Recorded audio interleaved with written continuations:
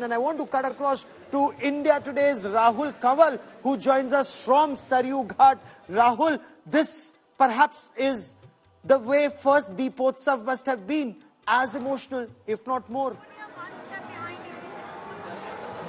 Gaurav, so much fabulous feedback here in Ayodhya for the coverage that you and our team has been doing all through the day. Virtually everybody in Ayodhya, those nationally, internationally, all of them watching India Today and Aaj Tak's coverage with rapt attention. We are currently on the ghats of the river Saryu, where the first Deepotsav, after the installation of the deity at the new Ram temple, the first Deepotsav is being celebrated.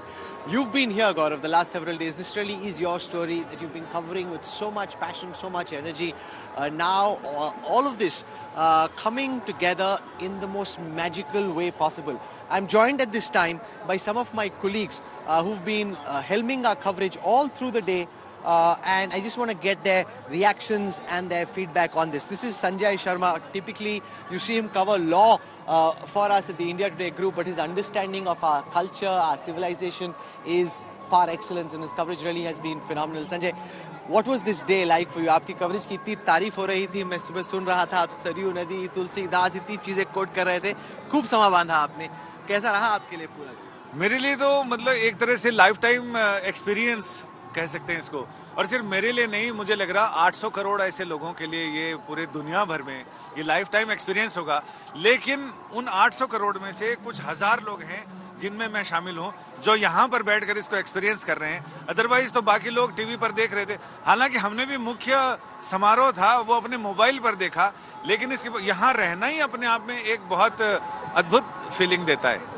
हमारे साथ हमारे national affairs editor Ashok Singhal हैं.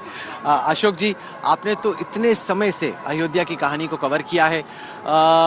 आज जिस तरीके से प्रधानमंत्री नरेंद्र मोदी ने प्राण प्रतिष्ठा की सेरेमनी की, जब आप उसको देख रहे थे, आपके जहन में क्या क्या चीजें दौड़ रही? देखिए राहुल, 500 साल की तपस्या है ये. 500 सालों से स्ट्रगल था, कुर्बानियां थी, बहुत लोगों ने जान दी, संघर्ष किया, और खुद प्रधानमंत्री मोदी जिनके हाथों ये प्राण प्रतीक्षा हुई, पूरा उसको प्रधानमंत्री मोदी ने 30 साल पहले एक प्रण कहें तो बड़ी बात नहीं. उन्होंने 30 साल पहले कहा था कि जब रामलला भव्य राम मंदिर में होंगे तब मैं दर्शन करने आऊंगा.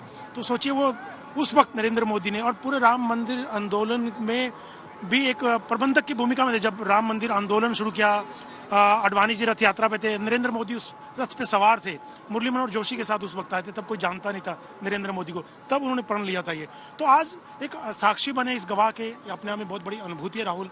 और हम जैसे बहुत सारे लोगों की तमन्ना थी, लेकिन मजबूरियां थी अयोध्या में आके, लेकिन अपने अपने घरों में बैठ के लोगों ने टीवी के माध्यम से इस पल का गवाह बना. और खुशी और एक उत्सव है राहुल, और दीपावली जैसा माहौल है. जब त्रेता युग में रामचंद्र 14 साल का वनवास काट के राहुल आए थे, जब जितनी सेलिब्रेशन, उत्साह और उमंग थी, खुशियां मनाई जा रही थी पूरे अयोध्या में, वैसा ही नजारा आज अयोध्या में देखने को मिल रहा है. From the time that I've been in journalism, Gaurav, Ayodhya was a city associated with curfews, where everything would get locked down. There was apprehension of communal tension. This is a city that's now alive. It's the hottest real estate story in the country. It's the one place where everybody wants to be.